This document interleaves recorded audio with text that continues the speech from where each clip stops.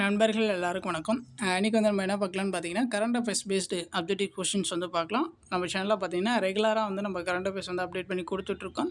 So இந்த current affairs based அப்டேட்டிவ்ஸ் கொஷின்லாம் பார்த்தீங்கன்னா உங்களுக்கு எக்ஸாம் பாயிண்ட் ஆஃப் வியூவில் வந்து என்ன வேணுமோ அதுதான் வந்து நம்ம அப்டேட் பண்ணி கொடுத்துட்ருக்கோம். சரிங்களா? நம்மளுடைய சேனல் சப்ஸ்கிரைப் பண்ணாதுங்க, கொஞ்சம் சப்ஸ்கிரைப் பண்ணி அதை ஃபாலோ பண்ணி வச்சுக்கோங்க.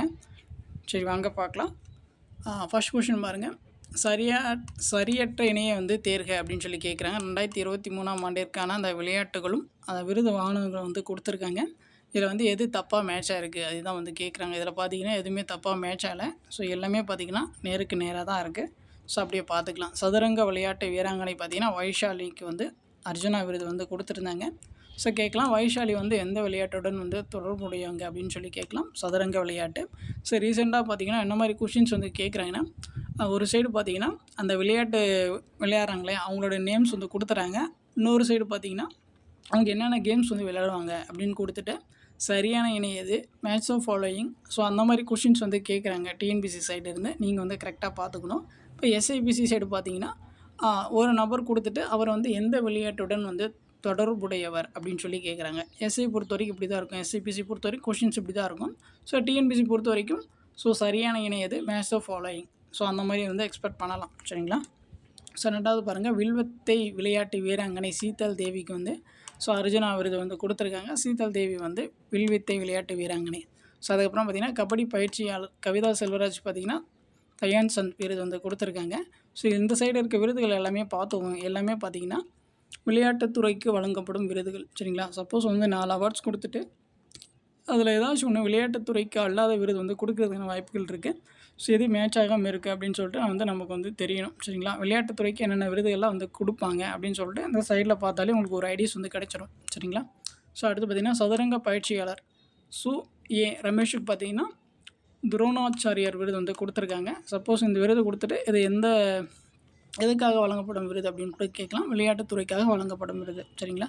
ஸோ அதுக்கப்புறம் பார்த்திங்கன்னா கிரிக்கெட் விளையாட்டு வீரர் முகமது ஷமிக்கு பார்த்திங்கன்னா அர்ஜுனா விருது வந்து கொடுத்துருக்காங்க. பேட்மிண்டன் விளையாட்டு இரட்டையர்கள் வந்து யார் பார்த்திங்கன்னா சாத்விக் மற்றும் சிராக். ஸோ இவங்க 2 பேருக்கு பார்த்திங்கன்னா மேஜர் தயான் சந்த் கேல் ரத்னா விருது வந்து கொடுத்துருக்காங்க. சரிங்களா? இதில் பார்த்திங்கன்னா எதுவுமே தப்பு கிடையாது, எல்லாமே வந்து சரிதான். ஸோ நல்லா பார்த்துக்கோங்க. ஸோ மெயினாக வந்து எந்தெந்த விளையாட்டுத்துறைக்கு என்ன விருதுகள்லாம் வந்து கொடுக்குறாங்கன்னு சொல்லிட்டு இந்த சைட் பார்த்துக்கோங்க. ஸோ யார் என்னென்ன கேம்ஸ் வந்து விளையாடுவாங்க அப்படின்னு சொல்லிட்டு பார்த்துக்கோங்க. அடுத்து பாருங்கள், தவறான தொடரின் மொத்த எண்ணிக்கையினை காண்க அப்படின்னு சொல்லி கேட்குறாங்க. இதில் வந்து எது தப்பாக இருக்குது அதான் வந்து கேட்க வராங்க. இதில் பார்ப்போம். இதில் பார்த்தீங்கன்னா எதுவுமே வந்து தப்பு கிடையாது. சரிங்களா? எல்லாத்தையும் வந்து பார்த்துக்கோங்க. இது எல்லாமே வந்து நமக்கு ரொம்ப முக்கியம். இந்தியாவின் அரிசி கிண்ணம் அப்படின்னு சொல்லிட்டு நம்ம எதை சொல்லுவோம்னு பார்த்தீங்கன்னா சத்தீஸ்கரை தான் வந்து சொல்லுவோம். சரிங்களா? அடுத்து பாருங்கள், இந்தியாவின் சர்க்கரை கிண்ணம் எதுன்னு பார்த்தீங்கன்னா உத்தரப்பிரதேஷ் வந்து சொல்லுவோம். இது எல்லாமே பார்த்தீங்கன்னா கரண்ட் அஃபேர்ஸ் பேஸ்டாக இருக்கும். நீங்கள் இதுக்கு முன்னாடி வேறு டேட்டா கூட நீங்கள் படிச்சிருக்கலாம். பட் இது எல்லாமே பார்த்தீங்கன்னா கரண்ட் அஃபேர்ஸ் பேஸ்டாக இருக்கிறது தான். சரிங்களா? அதனால் வந்து டேட்டாஸ் வந்து அப்பப்போ மாறிட்டே இருக்கும். நீங்கள் அதை கரெக்டாக ஃபாலோ பண்ணிக்கணும். அடுத்து பாருங்கள், இந்தியாவின் கோதுமை கிண்ணம் அப்படின்னு சொல்லிட்டு எதை சொல்லுவோம்னு பார்த்தீங்கன்னா பஞ்சாப் வந்து சொல்லுவோம். அடுத்து பாருங்கள், இந்தியாவின் சோயாபீன்ஸ் கிண்ணம் அப்படின்னு சொல்லிட்டு நம்ம எதை சொல்லுவோம்னு பார்த்தீங்கன்னா மத்திய பிரதேசத்தை வந்து நம்ம சொல்லுவோம். அதுக்கப்புறமா பார்த்திங்கன்னா இந்தியாவின் காப்பி தோட்டம் வந்து கர்நாடகா வந்து சொல்லுவோம். இந்தியாவின் தேயிலை தோட்டம் பார்த்திங்கன்னா அஸ்ஸாம் வந்து சொல்லுவோம். இந்தியாவின் நறுமண தோட்டம் பார்த்திங்கன்னா கேரளத்தை வந்து சொல்லுவோம். சரிங்களா? இது எல்லாமே வந்து ரொம்ப முக்கியமானது. திரும்ப ஒன்ஸ் பார்த்துக்கோங்க. இந்தியாவின் நறுமண தோட்டம் வந்து கேரளா.